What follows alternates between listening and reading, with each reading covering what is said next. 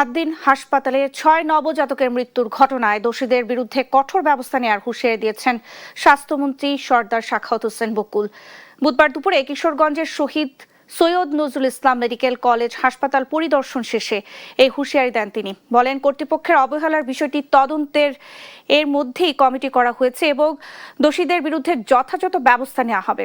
এর আগে শহীদ Syed Nazrul Islam medical college হাসপাতালে চিকিৎসা সেবা, ওয়ার্ডের পরিবেশ ও রোগীদের খাবারের মান পরিদর্শন করেন মন্ত্রী। সেখানে এসিটা বন্ধ করছে, বিকাল 4টা পর্যন্ত এসিটা পরে চালু করে নেয়। এর থেকে অক্সিজেনের অভাব পড়েছে, বোধহয় সাফোকেশনও হয়েছে, 6টা বাচ্চা মারা গিয়েছে।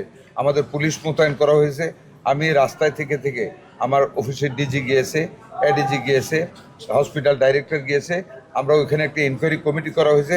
আমরা যথাযোগ্য যা প্রয়োজন, যতটুকু শাস্তির দরকার সেটা আমরা ব্যবস্থা করবো। এটা থেকে অন্যান্য জায়গায় আমরা মেসেজটা দেবো।